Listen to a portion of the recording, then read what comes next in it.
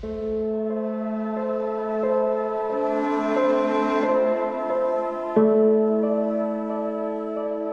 kalau kita mau jujur, mohon maaf bahwa curah hujan yang begitu ekstrim ini memang jauh di atas kapasitas atau kemampuan dari infrastruktur Jakarta untuk menanganinya. Kami menyampaikan permohonan maaf kepada seluruh masyarakat yang terdampak.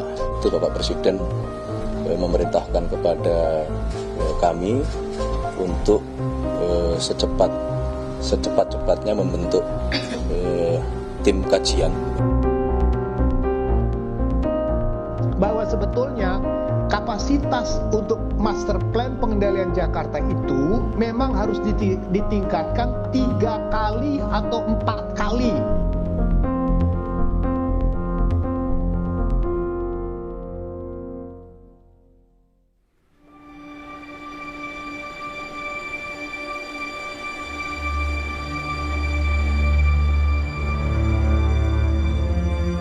Nasib nahas menimpa Rohim, warga Penjaringan, Jakarta Utara, yang meninggal dunia diduga karena serangan jantung saat tengah berjuang menembus kemacetan akibat banjir di Jalan Latu Meten, Grogol, Petamburan, Jakarta Barat. Mobil korban berhenti di tengah kemacetan, sempat dikira petugas mengalami mati mesin atau mogok. Namun saat mobil dibuka, Rohim telah meninggal dunia. Jenazah dievakuasi ke Rumah Sakit Polri Kramat Jati, Jakarta untuk diautopsi. Saya lagi di TKP untuk penanggulangan banjir ya, penanggulangan banjir di Jalan Latu Meten, ya kan. Tiba-tiba saya melihat ada mobil mogok, lanjut mau saya dorong, ternyata nggak ada reaksi. Saya buka, ternyata udah meninggal di dalam kendaraan umur 40. Ada luka-luka atau tanda pengenaan? Ada, kemungkinan sakit jantung mungkin. Hujan intensitas tinggi yang merendam Jakarta beberapa hari terakhir menyebabkan berbagai wilayah di Jabodetabek, termasuk jalan-jalan utama, banjir dan menyebabkan kemacetan parah.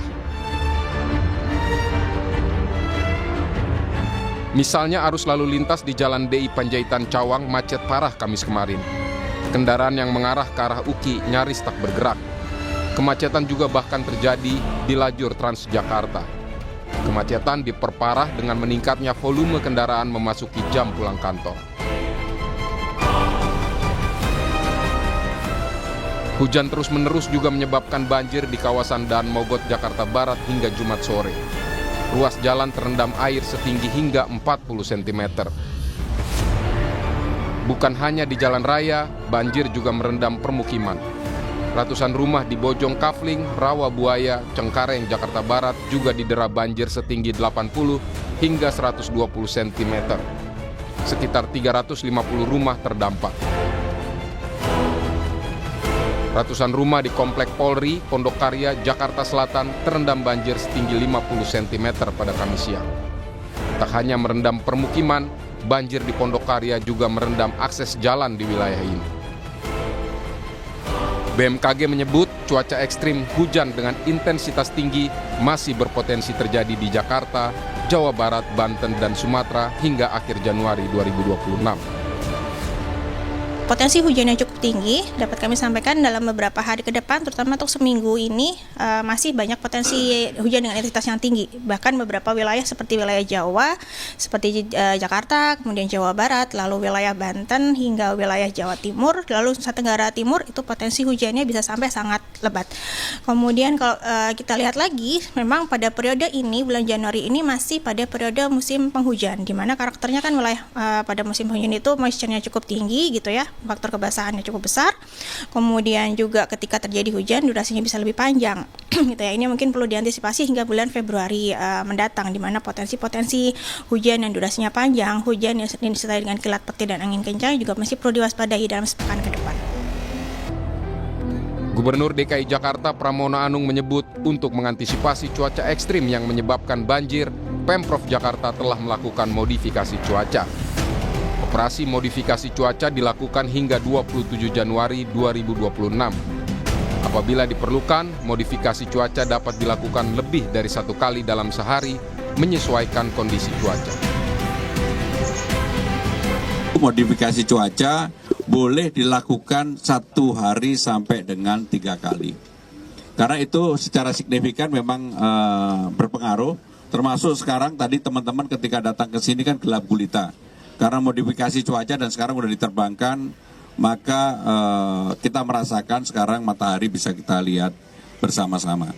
Jadi sekali lagi modifikasi cuaca akan kami lakukan sampai dengan tanggal 27. Pemerintah Provinsi DKI Jakarta juga mengeluarkan surat edaran diberlakukannya School from Home atau pembelajaran jarak jauh (PJJ). Pemerintah DKI Jakarta sudah mengeluarkan surat edaran untuk work from home yang dikeluarkan oleh Dinas Tenaga Kerja maupun school from home yang dikeluarkan oleh Dinas Pendidikan. Kenapa ini kami lakukan, kami keluarkan? Karena untuk mengantisipasi banjir dan juga kemacetan yang ada di Jakarta. Staf khusus Gubernur Jakarta Chiko Hakim menyebut curah hujan tinggi saat ini di luar kemampuan infrastruktur penanggulangan banjir Jakarta. Namun di tahun anggaran baru, Pemprov telah menyiapkan 3 triliun rupiah untuk mengendalikan banjir. Ke depan modifikasi cuaca akan tetap dilakukan, tapi itu tentunya tidak cukup. Kita juga akan mencoba segala daya upaya secara maksimal terkait dengan hal-hal pembersihan drainase, saluran-saluran air, dan juga pengoperasian pompa. Kita memastikan bahwa 1.200 pompa yang kami miliki, 600 pompa statis, 600 pompa mobile, itu dalam kondisi yang prima untuk bisa bekerja. Tetapi kalau kita mau jujur, mohon maaf bahwa curah hujan yang begitu ekstrim ini memang jauh di atas kapasitas atau kemampuan dari infrastruktur Jakarta untuk menanganinya. Dan memang tahun ini sudah diangkat cukup tinggi, hampir 3 triliun untuk pengendalian banjir. Menteri Sekretaris Negara Prasetyo Hadi meminta maaf kepada warga yang terdampak banjir di Jakarta dan sekitarnya. Menurut Mensesnek, banjir di ibu kota Jakarta menjadi perhatian serius Presiden Prabowo. Curah hujan cukup tinggi sehingga menyebabkan terjadi genangan air di beberapa ruas di jalan-jalan di ibu kota. Kami menyampaikan permohonan maaf kepada seluruh masyarakat yang terdampak. Itu Bapak Presiden memerintahkan kepada kami untuk secepat-cepatnya membentuk tim kajian untuk mencoba menganalisa dan kemudian membuat grand design penyelesaian masalah-masalah yang berkenaan dengan air, pengelolaan air terutama khususnya di Pulau Jawa. Pakar tata kota Yayat Supriyatna menyebut pemerintah Jakarta harus terus meningkatkan kapasitas pengendalian banjir 3 atau 4 kali lipat.